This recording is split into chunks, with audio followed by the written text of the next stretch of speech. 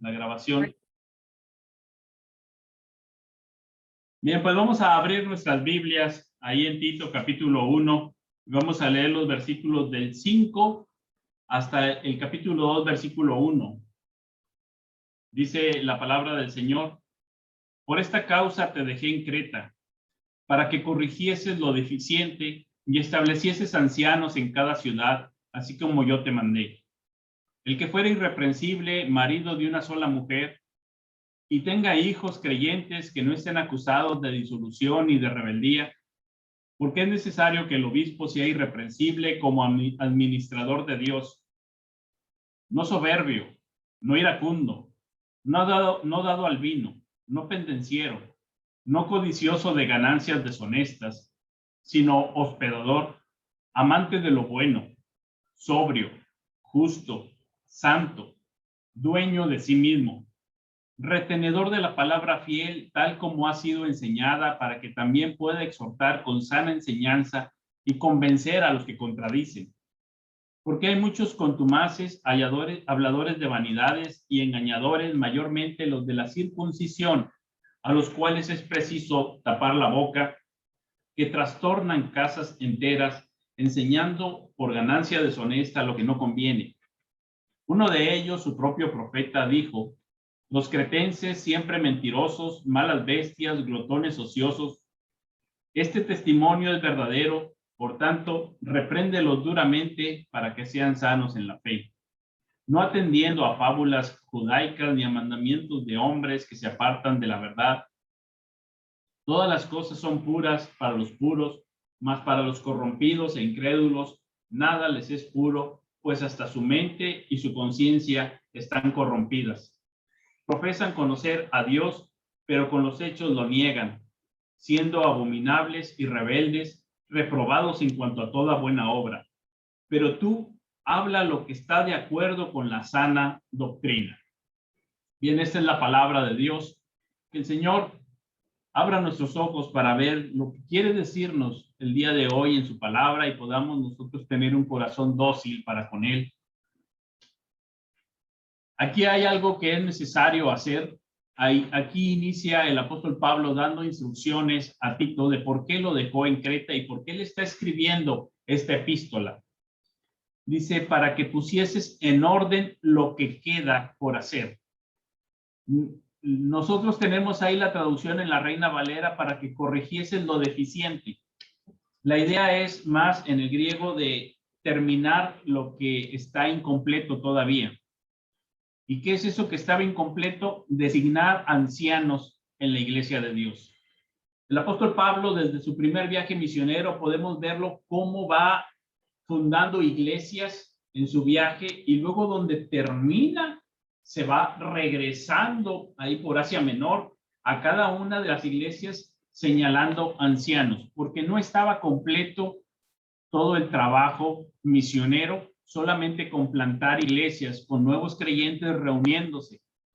Era necesario poner ancianos, establecer ancianos, señalar ancianos o pastores o ministros, como aquí lo menciona. A veces se le llaman obispos, a veces le llama pastores, a veces ancianos, a veces les llama administradores o ministros de Dios. Esto era muy importante. Era muy importante para que una iglesia funcionara como debe de ser una iglesia.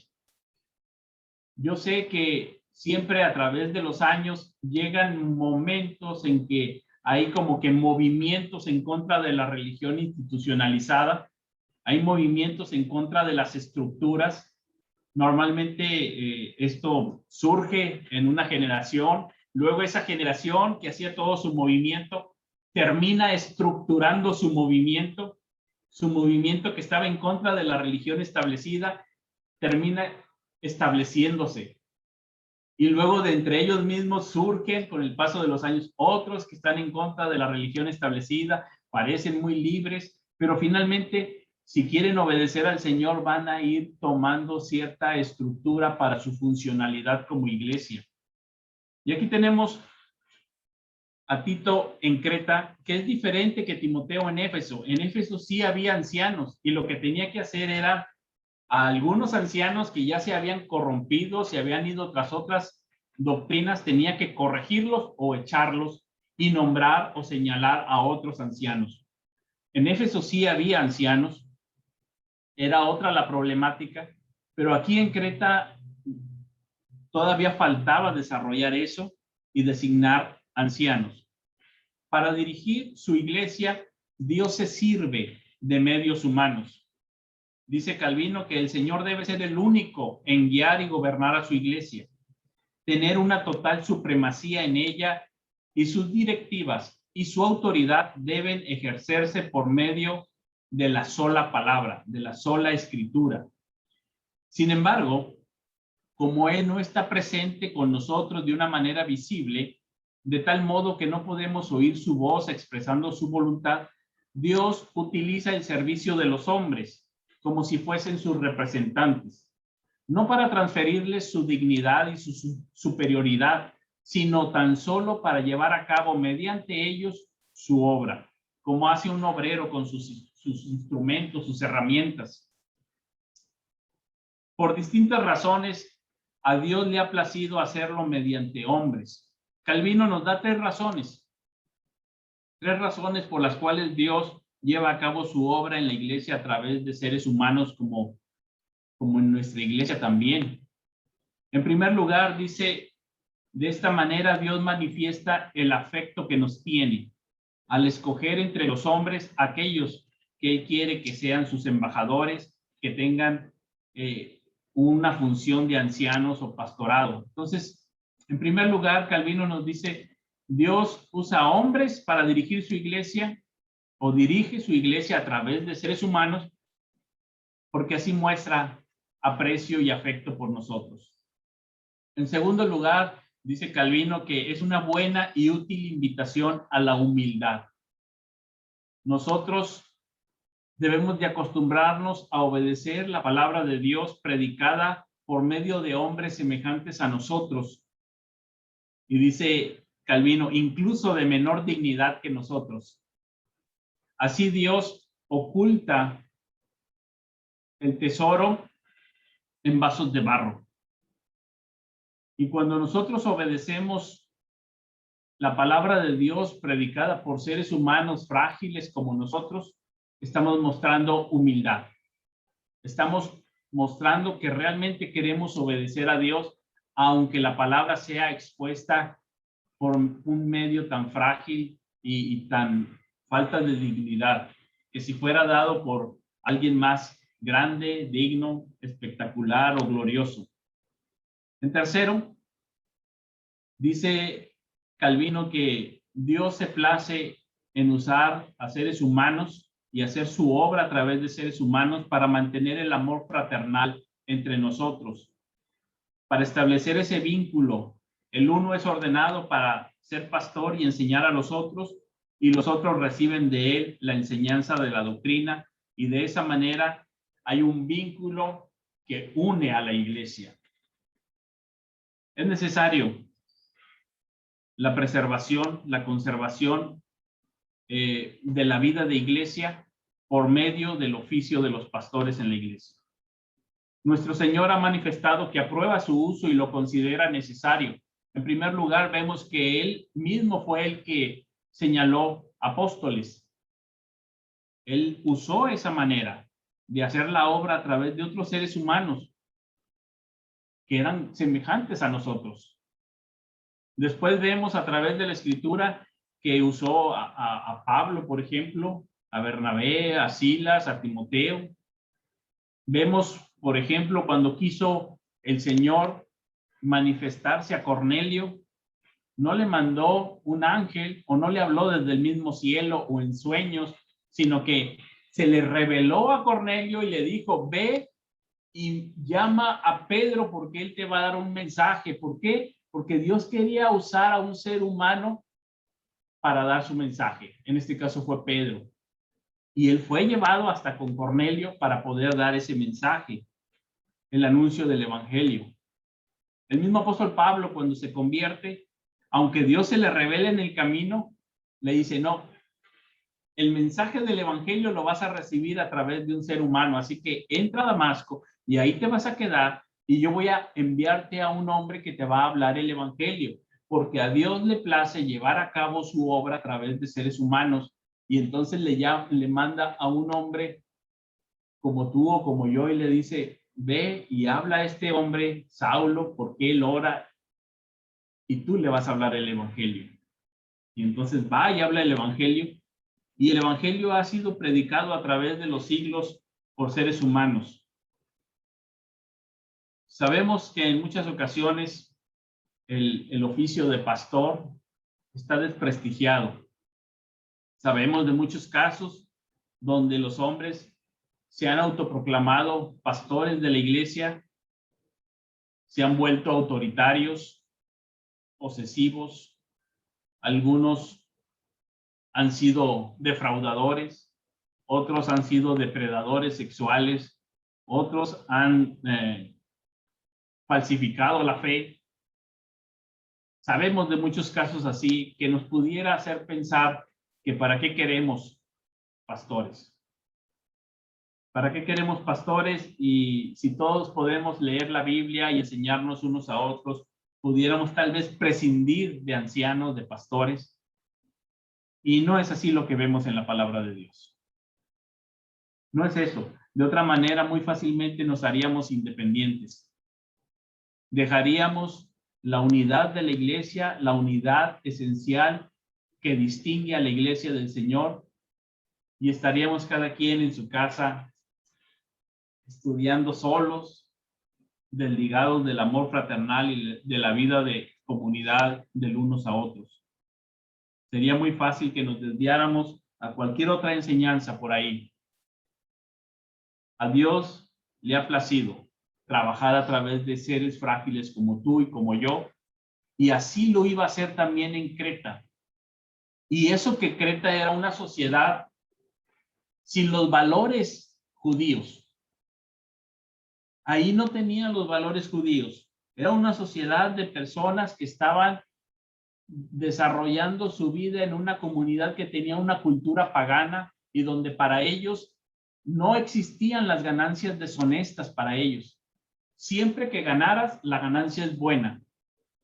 Entonces ellos estaban habituados a la ganancia, y luego cuando se le dice el obispo no debe tener ganancias deshonestas, no debe de hacerse ministro para ganar dinero, ¡pum! Eso pega contra cultura, porque ellos estaban acostumbrados a ganar, ¿sí? Era una isla, y en la isla hay puertos y el comercio, y ellos estaban acostumbrados al materialismo.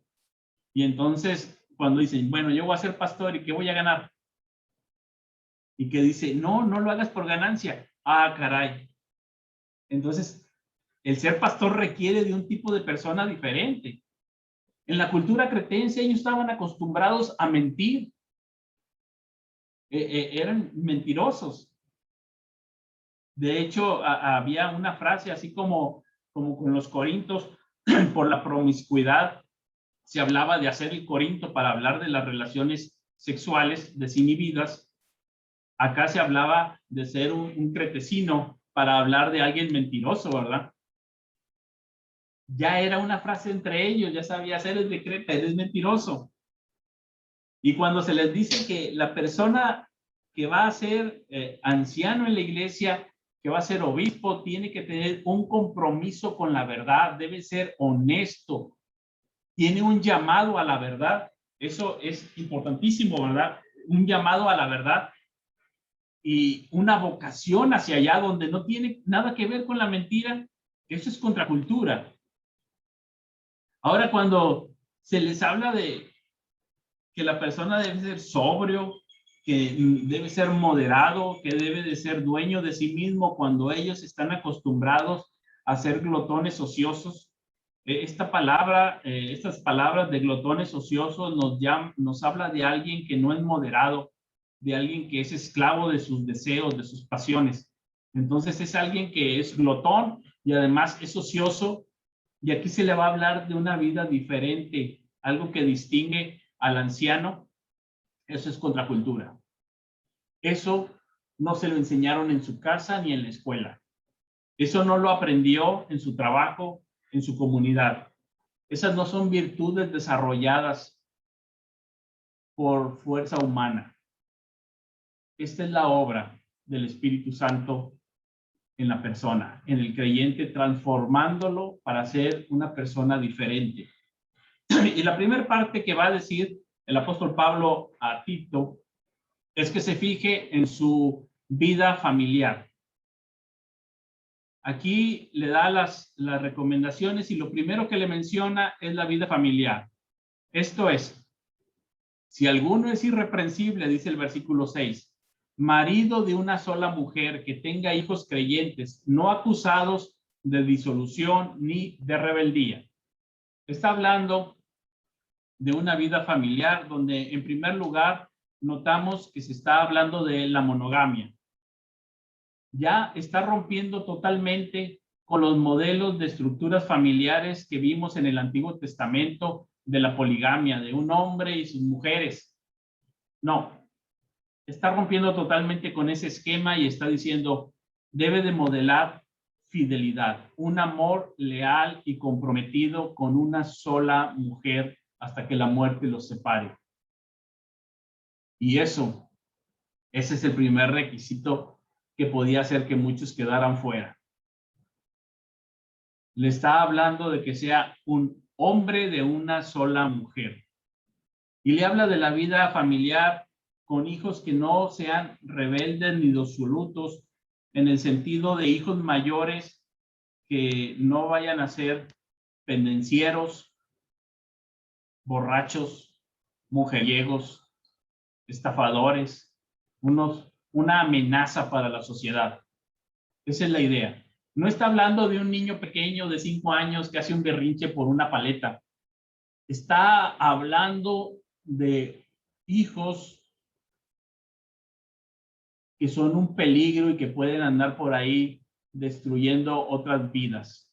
No puede ser ese el modelo, porque estará ejemplificando que este padre ha modelado su hogar con los principios de la línea de Caín, que ha estado modelando su hogar como la descendencia de la serpiente y no de la mujer, no la línea de Abraham, no la línea de temor al Señor, sino ha estado criando hijos que no respetan a hombre alguno y por lo tanto hacen evidente que no respetan a Dios y sus mandamientos. Está haciendo un modelado incorrecto de la familia. Pablo fue creando, animando y dirigiendo una red de iglesias, digámoslo así, mesiánicas, centradas en Cristo, como familias de Jesús. Formaban un cuerpo de Cristo de tal manera que cada uno podía unirse en amor y servicio mutuo a los demás, y el obispo debe ser un padre de familia de la iglesia. Por eso es importante el testimonio de su vida familiar, porque el modelo de la iglesia es un modelo de familia. Y no podemos tener maestros, ancianos, pastores, obispos que estén generando, criando, modelando, haciendo una cultura de iglesia donde los creyentes crezcan como personas pendencieras, personas que pelean por todo, personas que están sospechando unas de otras, personas con intrigas, envidias y engaños. Eso es muy importante. El pastor puede influenciar en crear una cultura de iglesia donde esa cultura de iglesia sea pesada, donde todos estén cuidando unos de otros y haya puro chisme y murmuración y un ambiente pesado. Eso hay allá afuera en el mundo. Cuando uno viene a la iglesia, uno viene a la paz, uno viene a descansar, uno viene a la tranquilidad. Uno no viene a estar con intrigas y chismes y peleas. Para eso uno ya tiene suficiente durante la semana. El mundo se maneja así, pero no así la iglesia. Por eso es muy importante el modelo de vida familiar donde la persona está modelando una familia que no es perfecta, pero que se le ha enseñado en los principios del Señor a andar por fe, a andar en santidad, a temer al Señor y por lo tanto honrar a las personas, respetar a las personas, amar al prójimo, y eso es importante. El pastor debe ser un buen patriarca, por así decirlo. Nosotros no conocemos el estado espiritual de una persona. El corazón humano es invisible para nosotros. Nosotros confiamos en las personas cuando nos dicen que son creyentes, pero no vemos su corazón, no sabemos qué hay allá. Si la persona dice, yo soy creyente y creo en Cristo Jesús, le creemos. Lo que sí nosotros podemos conocer y evaluar es su comportamiento externo. Por eso observamos la vida familiar en lo que podemos, respetando la intimidad familiar. Observamos el comportamiento de sus hijos, que no sean de los que provocan divisiones. No queremos que la iglesia se divida. Es más, hay unas palabras al final de la epístola a Tito de que se fije muy bien en el que causa divisiones, que lo reprenda y que lo deseche si de plano no quiere hacer caso, porque la iglesia no es un lugar para crear divisiones. Después va a hablar del carácter del pastor y va a decir las cosas que no debe de ser y las que sí debe de ser. Dice en el versículo 7 y versículo 8, porque el obispo debe ser irreprensible como administrador de Dios, no obstinado, no iracundo, no dado a la bebida, no pendenciero, no amante de ganancias deshonestas, sino hospitalario, amante de lo bueno, prudente, justo, santo, dueño de sí mismo. Debe ser una persona hospitalaria, un hombre de paz. En esta visión de la iglesia como una gran casa, el padre de la familia de la iglesia debe de ser hospitalario, un creador de comunidad. Importa el testimonio de su vida y su acogida personal en la comunidad, entendida como casa abierta, un lugar de concordia. Este hombre, donde llega, debe de ser alguien que hace que las personas estén en armonía, no en desarmonía. No viene y siembra la discordia, sino el contrario. Observamos también que él mismo no debe ser esclavo de ningún vicio, no sea que provoque por causa de ello pleitos, divisiones. Debe de modelar el evangelio y sus virtudes.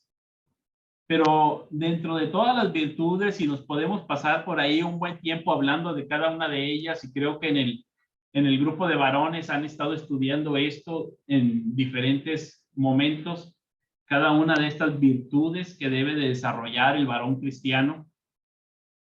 Pero hay una que resalta más el apóstol Pablo en ese momento importante de la iglesia, y dice, retenedor de la palabra fiel.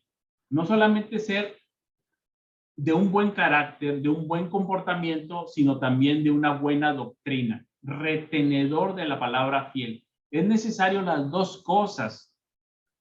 Es evidente esto. Muchos no cumplían con ese perfil y por eso necesitaba trabajar con ellos. Por eso el apóstol Pablo le dice, repréndelos duramente para que sean sanos en la fe. Parece que hay esperanza de cambio. Hay un camino de acción que debe de tomar. Hay una transformación posible. Es decir, pueden sanar, pueden ser sanos, pueden ser saludables o higiénicos en su fe, no tenerla torcida. Pero sí dice que hay algunos a los que tienen que taparle la boca. Es urgente. Dice, trastornan la fe de la iglesia. Dice, trastornan casas enteras. Las casas aquí son los lugares de reunión.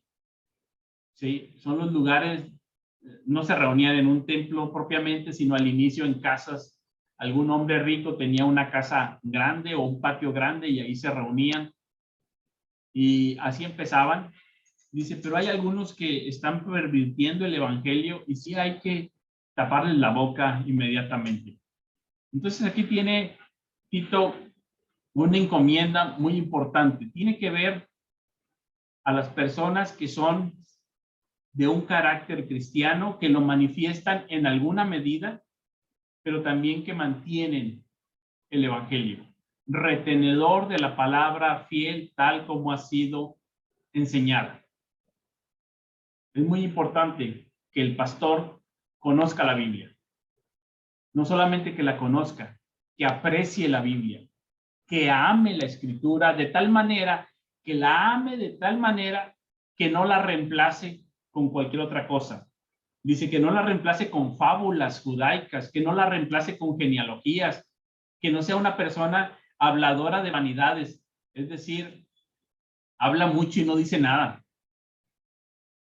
Habla mucho y le gusta hablar y a él le gusta hablar, pero no dice nada. Entonces, lo que necesitamos, dice, es alguien que cuando hable exponga la palabra de Dios, porque el ministerio al que está llamado es el ministerio de la palabra. Los hermanos en la iglesia vienen a oír la palabra de Dios, vienen a escuchar la palabra de Dios, no vienen a otra cosa. Si quisieran escuchar alguna otra cosa, pues allá en su casa la buscan en Google. Allá encuentran la última novedad médica, psicológica, antropológica, sociológica. Allá encuentran todos los tips que quieran de superación personal o motivacionales, etcétera. Todo eso tienen dónde encontrarlo.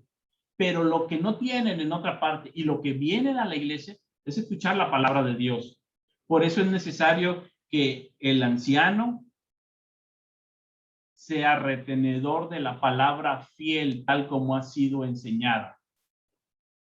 Algunas personas incluso hasta les ponen un examen de Biblia y de teología antes de ser señalados como pastores. Cada iglesia lo hace en alguna manera, pero en alguna medida Tito tenía que encontrar el camino, el proceso para señalar ancianos en Creta. Que esa iglesia pudiera tener sustancia. Y esa sustancia está en la palabra de Dios. Y para que esté ahí, el pastor debe de tener la claridad suficiente para retener la palabra de Dios. ¿Por qué va a retener la palabra de Dios un pastor? Tiene que llegar un momento en que pueda ver que esa es la palabra de Dios viva y eficaz, que la ame, que la aprecie, que ame a Dios y que esté totalmente en su fe convencido para poder retenerla, porque de otra manera la va a cambiar. Va a ver a la iglesia de al lado y dice, ay, la iglesia de al lado va creciendo mucho. ¿Cuáles son sus técnicas de crecimiento? No, pues hacen esto y esto y esto. Y va a querer dejar la palabra de Dios para hacer lo que hace la otra iglesia porque también quiere crecer. Y todavía les dice, no, es que las iglesias hoy en día tienen que cambiar, renovarse o morir. Y nadie, ningún pastor quiere que su iglesia muera. Entonces, hay una tentación muy grande a dejar de lado la palabra de Dios para tomar cualquier otra cosa. Así que el que va a ser anciano tiene que ser retenedor fiel de la palabra. Y para ello necesita amarla con todo su corazón, deleitarse en ella, apreciarla, verla con claridad, estudiarla, permanecer en ella, vivirla, enseñarla, predicarla, modelarla, porque está consciente de la grandeza de la gloria de Dios, de la obra de Jesucristo y de la trascendencia del evangelio y la necesidad del evangelio para todas las personas. Sabe que sin esta palabra estamos en una oscuridad espantosa. Sin esta palabra no hay esperanza. Sin esta palabra no vemos. Sin esta palabra no podemos tener fe. Es indispensable la predicación de la palabra de Dios, reteniéndola como el Señor nos la ha dado, porque por medio de la palabra es que viene la fe. ¿Y cómo van a creer otros si no es a través de que alguien les predique? Entonces, el ser retenedor de la palabra fiel, tal como ha sido escuchada, ha sido entregada, nos lleva a no ser habladores de vanidades, contumaces, rebeldes y todo lo que dice ahí a lo que se está oponiendo de los falsos maestros. Les dice de una manera fuerte cómo son, por eso les dice, repréndelos con severidad. No sean ligero con esto. En esto se requiere sobriedad. seriedad. Tenemos un buen tiempo todavía sin reunirnos como iglesia del Señor. Esperamos pronto volver a hacerlo, reunirnos presencialmente, y tenemos que considerar y orar al Señor que Él envíe obreros a su mies, que Él levante de entre nosotros quienes serán ancianos, señalados como pastores de la iglesia. Tenemos que orar. Cuando el Señor Jesucristo eligió a los 12, se pasó la noche en oración. Cuando la iglesia de Antioquía envió a Pablo y a Bernabé, se pasaron el tiempo en oración y ayuno. Y así lo tenemos esto repetidamente en la Escritura, y es lo que el apóstol Pablo le está pidiendo a Tito. Tienes que completar lo que falta en esta iglesia señalando ancianos, porque a Dios le ha placido obrar a través de seres humanos, pero se requiere esto. Y se requiere que como iglesia estemos en un tiempo de oración, que consideremos a los hermanos y digamos, ¿quién va a ser anciano de la iglesia? ¿Quién anhela servir al Señor de esta manera? Con estas cualidades de carácter en alguna manera, con esta forma de vivir, y no solamente con esa forma de vivir, sino con esta doctrina.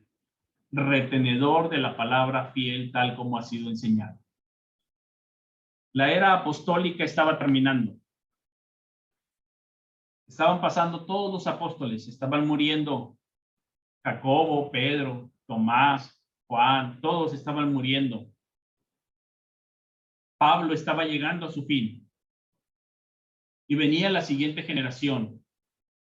Y los ancianos de la siguiente generación debían de retener el evangelio, retener la palabra del Señor. Se acababa una generación y ahora seguía la siguiente. Se dice que una generación lucha por la fe, la siguiente lo asume y la tercera lo olvida. Muy fácil es perder esto, y por eso es un requisito indispensable.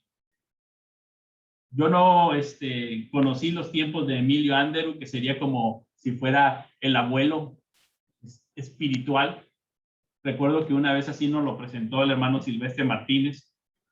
Pero dice, alguien va y expande la fe, la palabra del Señor. Viene una siguiente generación y se esfuerza por mantener y luchar por la fe. Y luego viene una siguiente generación. Y siempre hay esa responsabilidad, y se la está dejando aquí a Tito. Es algo importante. Le está dejando esa responsabilidad a Tito para que la iglesia siga y conserve el fiel depósito de la palabra de Dios para la siguiente generación, para ellos y para la siguiente generación. No solamente conducta, sino también palabra, doctrina. No solamente doctrina, sino también conducta, vida.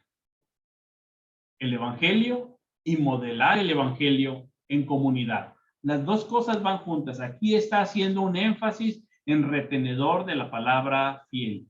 Oremos por los hermanos de la iglesia. Si tú vas a ser anciano en la iglesia, considera tu vida a la luz de estas cualidades de carácter, y también pregúntate, ¿soy retenedor de la palabra fiel? Han pasado generaciones y seguirán pasando, y estamos en una cultura que no es la cultura judía.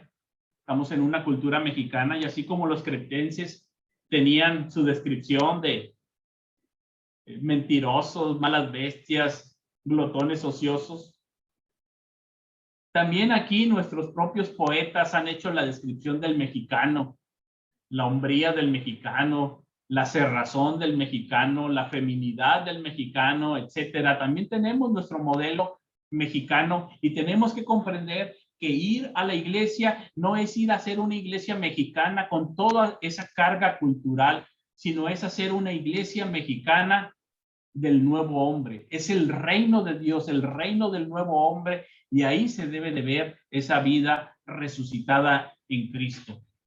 Y ahí está ese tesoro en vasos de barro mexicano, diríamos, con todo lo que hemos sido formados culturalmente hablando en nuestra sociedad como mexicanos, pero que tiene que ser pasado a través del evangelio y transformado por la vida nueva en Cristo, de tal manera que no vayamos a modelar un ministerio del macho mexicano, de la cerrazón del mexicano, con el estilo de feminidad del mexicano y con todos los demás defectos del mexicano, sino una iglesia que es el reino del nuevo hombre. El reino del nuevo hombre creado según Dios, que va siendo transformado de tal manera que nos despojamos del viejo hombre mexicano con sus vicios y nos revestimos del nuevo hombre creado según Dios, que va siendo transformado de paso en paso, de gloria en gloria, por el poder de Dios. Y no es un poder general, nos dice ya Corintios que es el poder de la resurrección de Cristo, donde nosotros teníamos una naturaleza muerta y Él nos da vida por el poder de la resurrección de Cristo obrando en nosotros.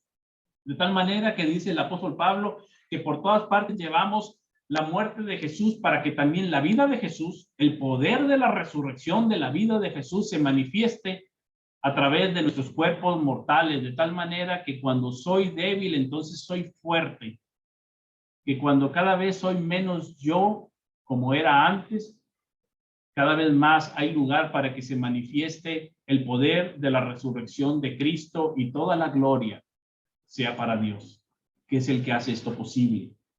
Aquí hay un cumplimiento escatológico cada vez que Dios da pastores a su iglesia.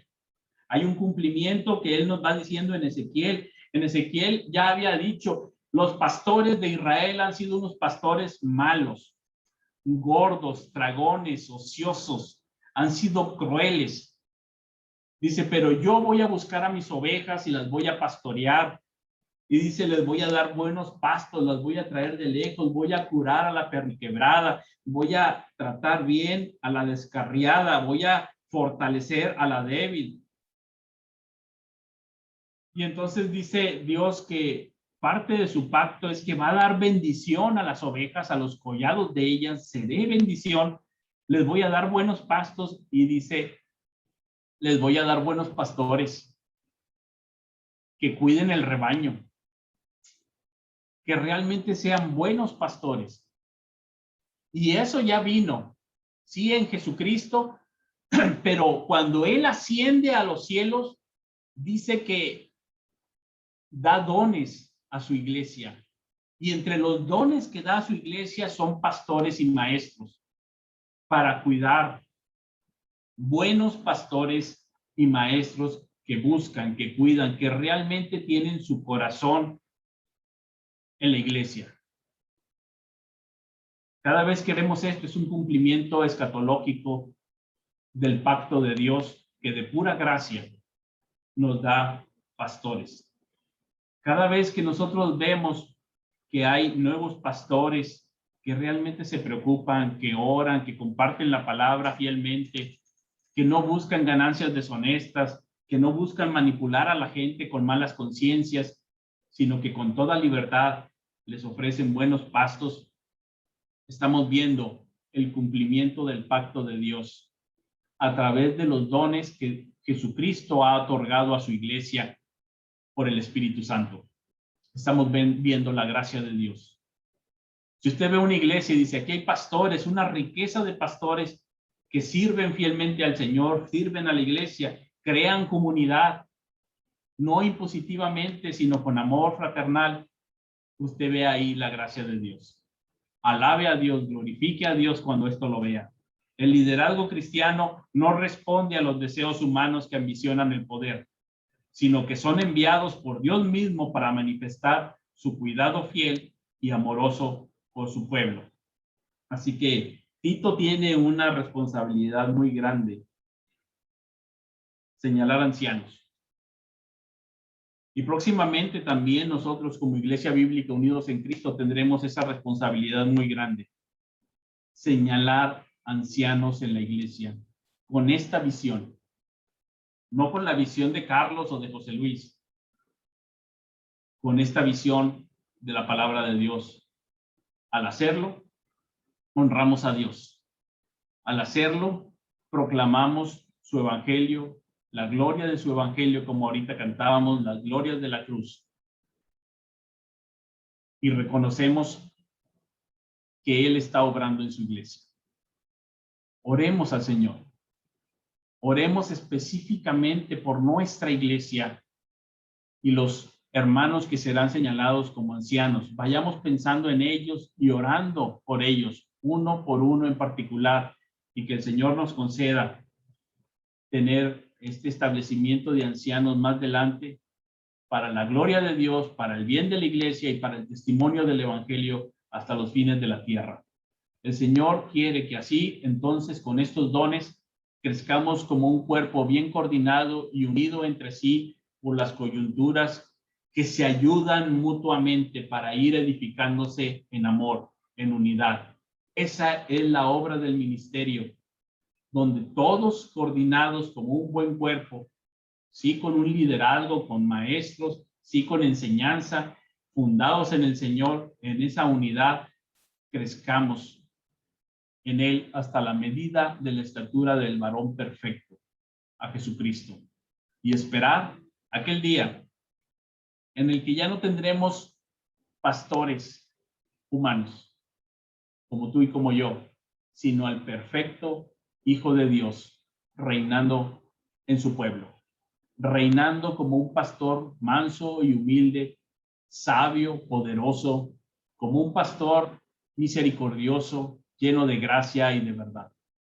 Esa es la grande esperanza. Esa es la promesa del pacto de la que nos habla Ezequiel y dice, entonces será una grande bendición.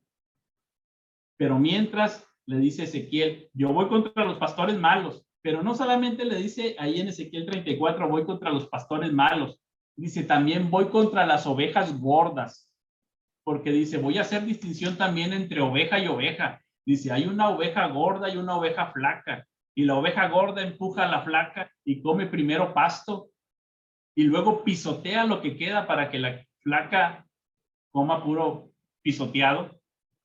Dice, y la oveja gorda va primero a beber agua, y cuando bebió agua, patalea ahí en el agua para que la oveja flaca solamente beba agua revoltosa. Dice, yo también voy a juzgar a la oveja gorda, no nada más a los pastores, porque voy a hacer distinción y voy a traer justicia, misericordia y voy a pastorear a mi rebaño. Así que cuando Tito está aquí hablando de señalar ancianos, queda muy claro para que sean administradores de la iglesia de Dios. No son dueños, son administradores. No es su iglesia, sino de Dios.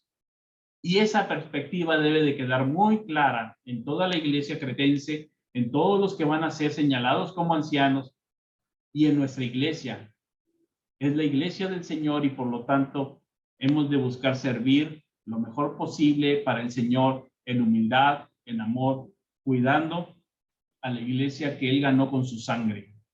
La iglesia del Señor Jesucristo por la cual Él dio su sangre en la cruz del Calvario para presentársela a sí mismo como una iglesia santa, pura, que no tiene mancha, ni arruga, ni cosa semejante. Dios sigue extendiendo su reino de la nueva creación, y para ello le ha placido a Él servirse de seres humanos sencillos y humildes, a quienes aquí se les llama ancianos, obispos y administradores. Oremos. Gracias en el nombre del Señor Jesucristo. Vamos a pedir su ayuda para que cuando tengamos ese proceso pueda ser así. Un proceso que glorifique a Dios y fortalezca a su iglesia. Padre, gracias te damos por tu palabra. Apreciamos mucho tu palabra, tus instrucciones. Ayúdanos, Señor, a ser obedientes en fe. Y Señor, guíanos como iglesia para modelar tu palabra, tu evangelio, para retener fielmente tu palabra. Guía a aquellos hombres que serán ancianos también en la iglesia. Dirígeles en todo y que podamos, Señor, en medio de todo ello, glorificar tu nombre. Que podamos vivir para glorificar tu santo nombre y en humildad atender a tu palabra que está presentada en vasos de barro. Gracias, Señor, te damos, porque hasta el día de hoy hemos visto tu fidelidad a tu pacto cuidando de tu iglesia. Gracias, porque hasta el día de hoy hemos visto la gracia de Jesucristo en nuestras vidas a través de tu iglesia. Ayúdanos, Señor, para ser una comunidad que fomente experiencias vitales con tu palabra, experiencias vitales de comunión unos con otros y experiencias vitales de testimonio al mundo para que también el mundo crea. En el nombre de Jesucristo. Amén.